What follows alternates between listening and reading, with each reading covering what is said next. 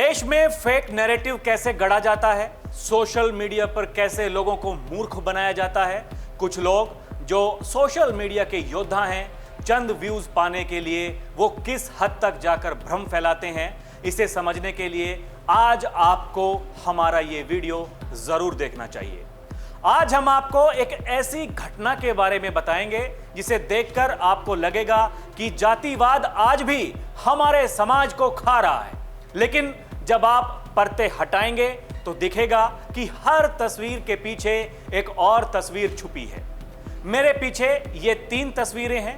पहली तस्वीर में देखिए, एक कथावाचक का सिर मुंडाया जा रहा है। दूसरी तस्वीर कुछ सोशल मीडिया पोस्ट्स की है जिनमें लिखा है कि कथावाचक ब्राह्मण नहीं बल्कि यादव था, इसलिए उसका अपमान हुआ। तीसरी तस्वीर भी सोशल मीडिया पोस्ट्स की है जिनमें लिखा हुआ है, इस बार आरोप है कि कथावाचक खुद एक ठग है, हिस्ट्री शीटर है और उसकी नियत ही संदिग्ध थी, इसलिए जनता ने उसे सबक सिखाया। अब सवाल उठता है कि क्या सच में यह जातीय उत्पीड़न था या फिर पर्सनल हिसाब चुकता करने के लिए बनाया गया एक नैरेटिव। इसके लिए पूरे केस को शुरुआत से समझना होगा। यह घटना उत्तर प्रदेश के इटावा जिले के बकेवर थाना क्षेत्र के दांदरपुर गांव की है। तारीख है 21 जून 2024। गांव में श्रीमद् भागवत कथा का आयोजन किया गया था। कथावाचक थे मुकुट मणि, जो अपने सहयोगियों के साथ आए थे। पहले दिन कलश यात्रा निकाली गई और कथा की विधिवत शुरुआत हुई, लेकिन कथा शुरू होने के कुछ घंटों बाद ही सब कुछ बदल गया। बताया जा रहा है कि किसी ने कथावाचक से उनकी जाति पूछ ली। जब कथावाचक ने खुद को यादव जाति का बताया तो फिर बवाल हो गया। कथावाचक का तो आरोप है कि वहां मौजूद कुछ लोगों ने कथित तौर पर सवाल उठाया कि तुम यादव होकर कथा कैसे कर सकते हो, क्या ब्राह्मण बनकर कथा करोगे। इसी बात पर बहस छिड़ गई और धीरे धीरे पूरी टीम को घेर लिया गया। उसके बाद जो कुछ भी हुआ उसे आपने अपने मोबाइल पर देखा होगा। कथावाचक को पीटा गया, उसका सिर मुड़ाया गया। आरोप तो यह भी है कि उस पर मानव मूत्र डाला गया। यह दृश्य इतना अमानवीय था जिसे सभी ने देखा। वो जिसने भी इसको देखा वो हिल गया। मेरा नाम संत सिंह यादव है। तो जब हम वहाँ गए तो चूंकि अछल्ला के पास का गांव है, तो वहाँ लोगों ने ये पूछा कि आप कहाँ के रहने वाले, तो हमने कहा हम रहने वाले तो कानपुर के हैं। अछल्ला भी हमको हो गई 20 साल रहते रहते। तो बोले कि तुम्हें पता चलता है? तो हमने कहा हम नहीं साहब, हम यादव हैं। तो बोले कि आरडी दिखाओ। तो हमने कहा आरडी तो हम लाए नहीं, आधार कार्ड। बोले कि तो हमने कहा नंबर ले लो हमारा, हमारे घर से पता लगा लो। तो इन्होंने नंबर लिया, हमारे बेटे से पूछा तो बेटे का नाम जैसे आरडी में हमने क्लिक किया तो उसका नाम लिख के आ गया, राज यादव। इन्होंने कहा कि ये 103 देरी है यहाँ पे ब्राह्मणों के गांव में, तुम यादव होकर के यहाँ भागवत कहने आए हो। और इन्होंने बहुत हमें मारकूट करना शुरू कर दिया। रात भर इन्होंने बहुत टॉर्चर किया सर, यहाँ तक कि हमारे बाल काट दे। और जो परीक्षित बना था, परीक्षित की मैडम से इन्होंने मूत्र, बोले भाभी आप अपना मूत्र ले आओ, उसे मूत्र से हमारे ऊपर छिड़का इन्होंने। बोले ये अब पवित्र हो गए, ब्राह्मण के ये मूत्र तुम्हारे ऊपर पड़ गया, अब तुम पवित्र हो गए, अब बताओ। कथावाचक पीड़ित का कहना है कि उसके साथ ये दुर्व्यवहार सिर्फ इसलिए हुआ क्योंकि वो ब्राह्मण नहीं बल्कि यादव जाति से था और उसके वीडियो को सोशल मीडिया पर डालकर उनकी प्रतिष्ठा को नुकसान पहुंचाया गया और उनकी सुरक्षा को भी खतरा है। इसके बाद मुकुट मणि ने पुलिस थाने में तहरीर दी और केस दर्ज हुआ। जैसे ही वीडियो वायरल हुआ, सोशल मीडिया पर तहलका मच गया।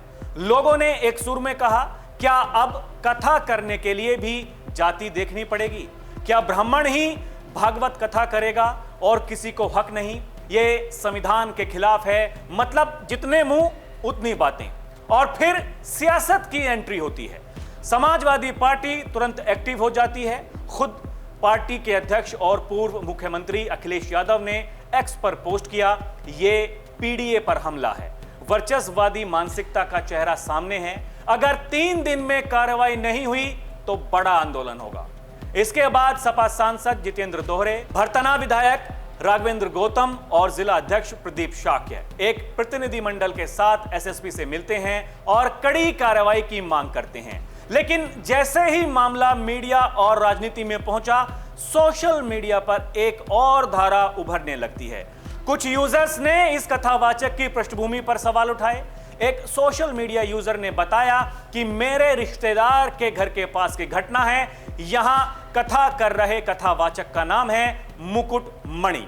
यह क्षेत्र में काफी बदनाम है, इस पर एक हत्या का केस चल रहा है, ब्राह्मण परिवार की लड़की को भगाने का भी आरोप है, और सबसे चौंकाने वाली बात, जिस लड़की को भगाया था उसी के परिवार के पड़ोस में यह कथा कर रहा था। इसके बाद ऐसी कई और पोस्ट सामने आने लगी जिसमें पीड़ित कथावाचक पर सवाल उठाए गए थे। इन पोस्ट्स के सामने आने के बाद पूरा नैरेटिव बदलने लगा। अब बात करते हैं सबसे बड़े सवाल की, पीड़ित के पहचान की।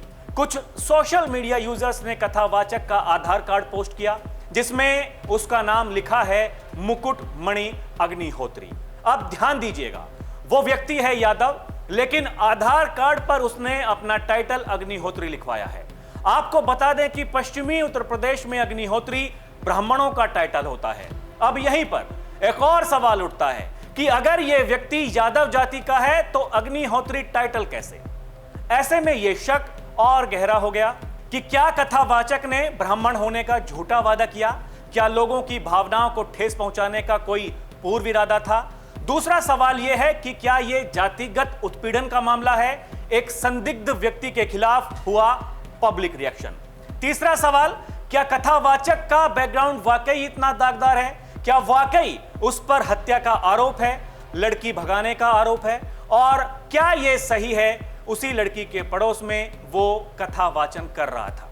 इन सभी बातों की भी जांच होनी चाहिए ताकि पूरा सच सामने आ सके।